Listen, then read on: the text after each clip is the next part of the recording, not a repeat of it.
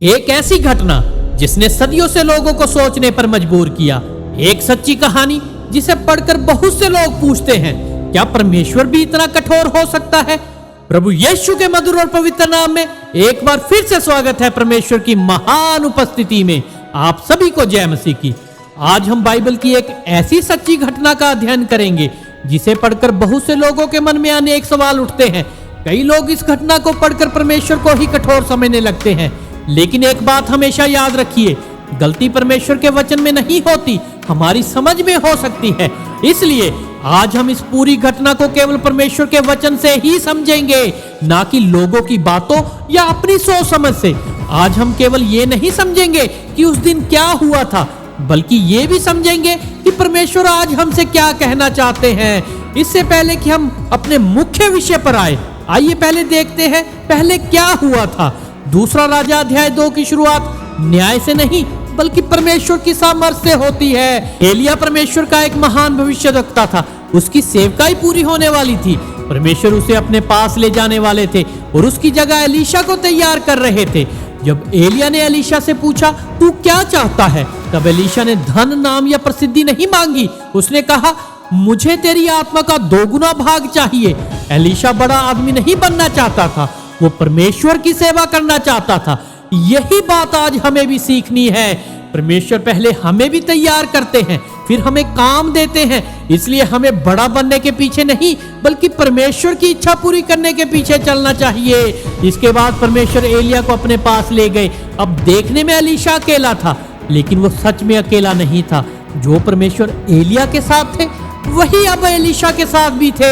यही बाइबल की सच्चाई है। सेवक बदल जाते हैं लेकिन परमेश्वर का काम नहीं रुकता। लोग और समय बदल जाते हैं लेकिन परमेश्वर कभी नहीं बदलते। इसलिए हमारा भरोसा लोगों पर नहीं परमेश्वर पर होना चाहिए। वही कल भी विश्वास योग्य थे, आज भी है और हमेशा रहेंगे। अब एलीशा की सेवकाई शुरू होने वाली थी। एलिया का स्वर्ग जाना अंत नहीं बल्कि परमेश्वर के काम की नई शुरुआत थी। एलीशा ने एलिया की चद्दर को उठाया, वो यरदन नदी के पास गया, चद्दर पानी पर मारी और कहा, एलिया का परमेश्वर यहोवा कहाँ है? जैसे ही एलीशा ने चद्दर पानी पर मारी, यरदन का पानी 2 भागों में बट गया।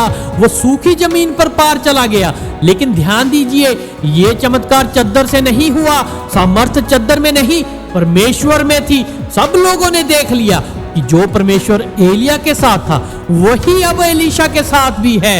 यरदन पार करके एलीशा यरीहो पहुंचा। वहां के लोगों ने कहा, ये नगर तो अच्छा है लेकिन यहाँ का पानी बिल्कुल खराब है और जमीन उपज नहीं देती। तब एलीशा ने नया कटोरा मंगवाया, उसमें नमक डाला और पानी के सोते पर जाकर कहा, यहोवा यो कहता है, मैंने इस पानी को अच्छा कर दिया है। और उसी समय पानी अच्छा हो गया। ये एलीशा का पहला सार्वजनिक चमत्कार था। ध्यान दीजिए, उसकी सेवकाई की शुरुआत न्याय से नहीं बल्कि चंगाई, जीवन और बहाली से हुई। यही परमेश्वर का स्वभाव है। वो पहले अनुग्रह देते हैं, जीवन देते हैं और अपने पास बुलाते हैं। आज हमारे लिए भी यही शिक्षा है। जहां परमेश्वर हमें भेजते हैं वहां हमारे द्वारा लोगों तक आशा, जीवन और आशीष पहुंचनी चाहिए। अब कहानी यहां से नया मोड़ लेती है। यरीहो से एलीशा बेतेल जा रहा था, लेकिन आगे की घटना समझने के लिए पहले बेतेल को समझना जरूरी है। अब आइए बेतेल को समझते हैं। बेतेल एक हिब्रू शब्द है, बेत एल, जिसका अर्थ है परमेश्वर का घर। यही वो स्थान था जहां याकूब ने स्वर्ग तक पहुंचने वाली सीढ़ी का दर्शन देखा था। जब वो नींद से जागा तो उसने कहा, निश्चय यहोवा इस स्थान में है। फिर उसने उस स्थान का नाम बेतेल रखा। इससे हमें एक महत्वपूर्ण शिक्षा मिलती है। परमेश्वर की उपस्थिति किसी भी साधारण स्थान को पवित्र बना देती है। अब एक सवाल है, बेतेल परमेश्वर का घर था, फिर वही जगह मूर्ति पूजा का केंद्र कैसे बन गई? इसका जवाब इजराइल के इतिहास में मिलता है। राजा सुलेमान की मृत्यु के बाद राज्य 2 भागों में बट गया, इजराइल और यहूदा।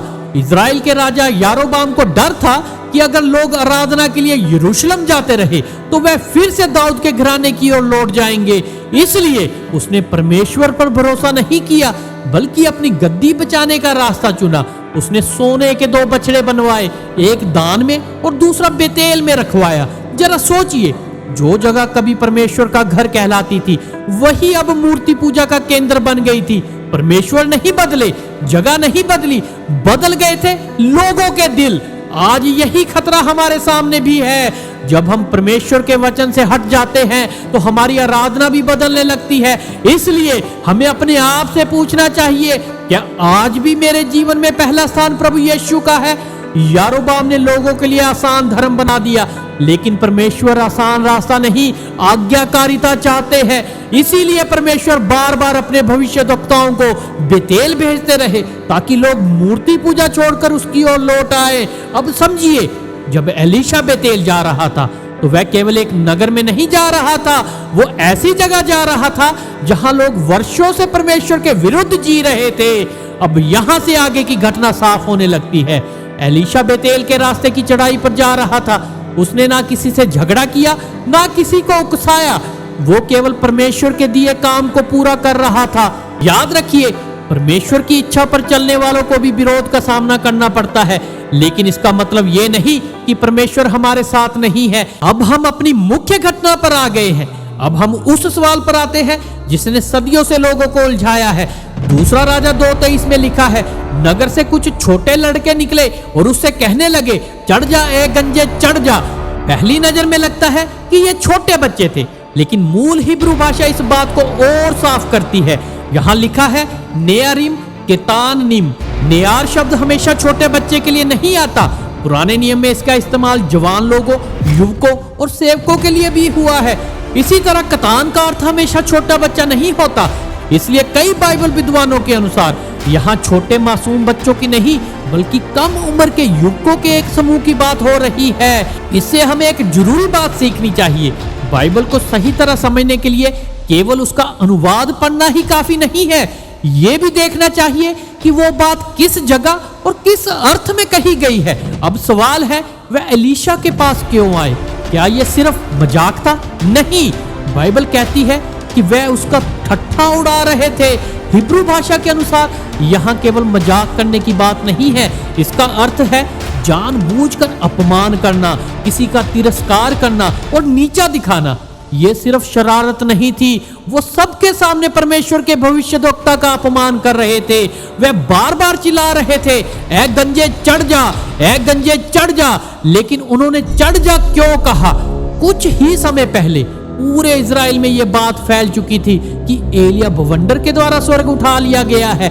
शायद वह इसी घटना का मजाक उड़ाते हुए कह रहे थे, अगर तू भी परमेश्वर का भविष्यद्वक्ता है तो तू भी ऊपर चढ़ जा, यहां से चला जा। अगर ऐसा है तो वह केवल एलीशा का अपमान नहीं कर रहे थे, वह परमेश्वर के अधिकार और उसके काम का भी मजाक उड़ा रहे थे। अब उनके दूसरे शब्द पर ध्यान दीजिए, ए गंजे। बाइबल ये नहीं बताती कि एलीशा सचमुच गंजा था या नहीं, लेकिन उस समय गंजा कहना किसी का अपमान करने का एक तरीका भी था। उन्होंने एलीशा को नाम लेकर नहीं पुकारा, ना उसे परमेश्वर का भविष्यद्वक्ता कहा, उन्होंने केवल उसका अपमान ही किया। वे केवल एलीशा का तिरस्कार नहीं कर रहे थे, वे परमेश्वर की दी हुई बुलाहट और अधिकार का भी तिरस्कार कर रहे थे। बाइबल बताती है वे अकेले नहीं आए थे, वे बेतेल से एक समूह के रूप में आए थे। सब मिलकर एलीशा का अपमान कर रहे थे। बाद में 42 लोगों पर आए दंड से भी पता चलता है कि वहां पर एक बड़ा समूह मौजूद था। इस घटना से एक सीख मिलती है, भीड़ हमेशा सही नहीं होती। आज भी बहुत लोग बिना सोचे समझे भीड़ के साथ चल पड़ते हैं, लेकिन परमेश्वर हमें भीड़ के पीछे नहीं बल्कि सच्चाई के पीछे चलने के लिए बुलाते हैं। आज हमारे लिए भी ये एक सीख है। अगर किसी परमेश्वर के सेवक से हमें असहमति हो तो उसका जवाब परमेश्वर के वचन से ही दीजिए, अपमान या मजाक से नहीं। अब हम इस घटना के सबसे कठिन भाग पर आते हैं। यहीं से सबसे ज्यादा सवाल उठते हैं। दूसरा राजा 2:24 कहता है, तब उसने पीछे फिरकर उन्हें देखा और यहोवा के नाम से उन्हें शाप दिया। तब जंगल में से 2 मादा भालू निकले और उन लड़कों में से 42 को फाड़ डाला। यही सबसे बड़ा सवाल है, क्या एलीशा ने गुस्से में उन्हें शाप दिया? बाइबल ऐसा नहीं कहती। वचन बताता है कि पहले उसने उनकी ओर देखा, फिर यहोवा के नाम से उन्हें शाप दिया। इसका मतलब है एलीशा अपने गुस्से में नहीं बोला, वो परमेश्वर के अधिकार से बोला। क्योंकि पुराने नियम के सभी भविष्यद्वक्ता अपनी नहीं परमेश्वर की ओर से बोलते थे। अब एक और सवाल उठता है, क्या एलीशा ने उन मादा भालुओं को बुलाया था? उत्तर है नहीं। बाइबल कहीं नहीं कहती कि एलीशा ने भालुओं को बुलाया या उन्हें कोई आदेश दिया। वचन केवल इतना कहता है कि जंगल में से 2 भालू निकले। इससे स्पष्ट है कि न्याय एलीशा ने नहीं बल्कि परमेश्वर ने किया।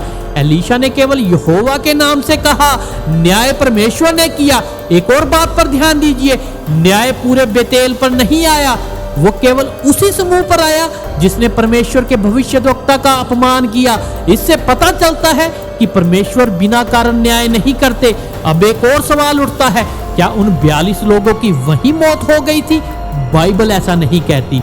वचन केवल इतना कहता है कि भालुओं ने उन्हें फाड़ डाला। बाइबल ये नहीं कहती कि वे सभी वहीं मर गए। इसलिए जहां बाइबल चुप है वहां हमें भी चुप रहना चाहिए। हमें अपने अनुमान नहीं लगाने चाहिए। अब इस घटना को नए नियम की रोशनी में भी समझते हैं। यही बहुत सी गलतफहमियां दूर होती है। कई लोग पूछते हैं, अगर परमेश्वर प्रेम है तो फिर ऐसा न्याय क्यों हुआ? ये अच्छा सवाल है। इसका जवाब पूरी बाइबल को साथ रखकर समझना होगा। बाइबल बताती है कि परमेश्वर प्रेमी है, लेकिन वह पवित्र और न्यायी भी है। उसका प्रेम उसके न्याय को नहीं मिटाता और उसका न्याय उसके प्रेम के खिलाफ नहीं है। पुराने नियम में कई बार परमेश्वर ने अपने लोगों को चेतावनी दी थी कि वो उसके नाम, उसके वचन और उसके ठहराए हुए अधिकार का तिरस्कार न करे। बेतेल के लोग कई सालों से मूर्ति पूजा में जी रहे थे। अब वे केवल मूर्ति पूजा तक ही सीमित नहीं रहे, बल्कि परमेश्वर के भविष्यद्वक्ता का भी सार्वजनिक अपमान कर रहे थे। अब कुछ लोग लूका 9 अध्याय का उदाहरण देते हैं। जब सामरियों ने प्रभु यीशु को स्वीकार नहीं किया तो याकूब और यूहन्ना ने कहा, क्या हम कहें कि आकाश से आग उतरे और इन्हें भस्म कर दे? लेकिन प्रभु यीशु ने उन्हें डांटा। क्या इसका अर्थ है कि पुराने नियम का न्याय गलत था? नहीं। उस समय प्रभु यीशु का पहला आगमन उद्धार लाने के लिए था, न्याय करने के लिए नहीं। लेकिन वही प्रभु यीशु ये भी बताते हैं कि एक दिन वो संसार का न्याय भी करेंगे। मतलब बाइबल में प्रेम और न्याय दोनों साथ साथ चलते हैं। इसीलिए हमें पुराने और नए नियम को एक दूसरे के विरोध में नहीं बल्कि एक ही परमेश्वर की पूर्ण योजना के रूप में समझना चाहिए। अब एक और सबसे महत्वपूर्ण सवाल बचता है, इस पूरी घटना से आज हमारे जीवन के लिए परमेश्वर क्या शिक्षा देना चाहते हैं? आइए देखते हैं। इस घटना से आज हमें 3 तरह की शिक्षा मिलती है। पहली शिक्षा ये है कि हमें परमेश्वर और उसके वचन का आदर करना चाहिए। आज बहुत से लोग परमेश्वर, बाइबल, कलीसिया और परमेश्वर के सेवकों का मजाक उड़ाना एक छोटी सी बात समझते हैं। लेकिन ये घटना हमें याद दिलाती है कि परमेश्वर अपने नाम और अपने वचन को हल्के में नहीं लेते। दूसरी शिक्षा ये है कि हमें परमेश्वर के सेवकों का आदर उनके रूप, गुण या काबिलियत के कारण नहीं बल्कि इसलिए करना चाहिए क्योंकि परमेश्वर ने उन्हें अपनी सेवा के लिए बुलाया है। इसका मतलब ये नहीं कि परमेश्वर के सेवक कभी गलती नहीं कर सकते। यदि कोई शिक्षा बाइबल से बाहर हो तो हमें उसे परमेश्वर के वचन से परखना चाहिए। लेकिन किसी का अपमान करना, उसका मजाक उड़ाना या उसे नीचा दिखाना, ये बाइबल की शिक्षा नहीं है। तीसरी शिक्षा ये है कि बेतेल की तरह हमारा जीवन भी बाहर से अच्छा दिख सकता है, लेकिन अगर हमारा मन परमेश्वर से दूर है तो हमारी आराधना सच्ची नहीं हो सकती। परमेश्वर केवल हमारे शब्द नहीं, हमारा मन भी देखते हैं। इसलिए हमें केवल अच्छे या आत्मिक दिखने की नहीं बल्कि सच में परमेश्वर के साथ चलने की जरूरत है। अब आखिर में इस घटना से जुड़ी 3 बातों को साफ कर लेते हैं। पहली बात, कुछ लोग कहते हैं कि परमेश्वर ने छोटे बच्चों को केवल मजाक करने पर मार दिया, लेकिन हमने देखा कि बाइबल ऐसा नहीं कहती। ये मासूम बच्चों की शरारत नहीं थी। एक बड़ा समूह जानबूझकर परमेश्वर के भविष्यद्वक्ता और परमेश्वर के अधिकार का अपमान कर रहा था। दूसरी बात, कुछ लोग कहते हैं कि एलीशा को बहुत गुस्सा आया और उसने बदला लिया, लेकिन बाइबल ऐसा नहीं कहती। उसने यहोवा के नाम से कहा और न्याय परमेश्वर ने किया। तीसरी बात, क्या आज भी कोई परमेश्वर के सेवक का विरोध करे तो उसे ऐसा ही दंड मिलेगा? नहीं। इस घटना को हमें उसी समय और उसी बात को ध्यान में रखकर समझना चाहिए जिस समय यह बाइबल में लिखी गई है। आज हम प्रभु यीशु के अनुग्रह के समय में जी रहे हैं, फिर भी परमेश्वर चाहते हैं कि हम उसके नाम और उसके वचन का आदर करें और पवित्र जीवन जिए। इस घटना का मुख्य संदेश भालू नहीं है, मुख्य संदेश ये है कि परमेश्वर पवित्र है, इसलिए हमें उसका आदर करना चाहिए। अगर हम केवल भालुओं पर ध्यान देंगे तो परमेश्वर की उस सीख को नहीं समझ पाएंगे जो वह हमें देना चाहते हैं। अब आइए इस पूरी कहानी को समझते हैं। दूसरा राजा की ये कहानी हमें डराने के लिए नहीं बल्कि कुछ सिखाने के लिए लिखी गई है। ये केवल एलीशा और भालुओं की कहानी नहीं है, ये हमें सिखाती है कि परमेश्वर पवित्र है, उसका वचन पवित्र है, इसलिए हमें उसका आदर करना चाहिए। एक बात और याद रखिए, अगर हम इस घटना में केवल न्याय ही देखेंगे तो परमेश्वर को पूरी तरह से नहीं समझ पाएंगे, और अगर हम केवल परमेश्वर के प्रेम को ही देखेंगे तो भी हम उसे पूरी तरह से नहीं समझ पाएंगे। बाइबल हमें बताती है कि परमेश्वर प्रेमी भी है, पवित्र भी है, दयालु भी है और न्यायी भी है। इसीलिए परमेश्वर ने हमारे लिए अपने एकलौते पुत्र प्रभु यीशु मसीह को इस संसार में भेजा। प्रभु यीशु ने क्रूस पर हमारे पापों की सजा अपने ऊपर ले ली, ताकि जो कोई उन पर विश्वास करे वो नाश ना हो बल्कि अनंत जीवन पाए। आज भी जो अपने पापों से मन फिराकर प्रभु यीशु पर विश्वास करता है, परमेश्वर उसे क्षमा करते हैं, नया जीवन देते हैं और अपना बच्चा बना लेते हैं। इसलिए आज इस पूरी कहानी का सबसे बड़ा संदेश डर नहीं बल्कि मन फिराना, प्रभु यीशु पर विश्वास करना और परमेश्वर का आदर करना है। आइए अब अपने जीवन को देखें। क्या हम परमेश्वर के वचन का आदर करते हैं? क्या हम सच्चे मन से उसकी आराधना करते हैं? क्या हम उसकी बात मानकर चलते हैं? अगर हम उससे दूर हो गए हैं तो आज ही उसके पास लौट आए, क्योंकि उसका प्रेम और उसकी दया आज भी सबके लिए है। इसलिए हमेशा याद रखिए, हमारा परमेश्वर पवित्र है, इसलिए हमें भी पवित्र जीवन जीना है, उसकी आज्ञा पालन में रहना है, क्योंकि हमारा परमेश्वर हमसे यही चाहता है। आमीन।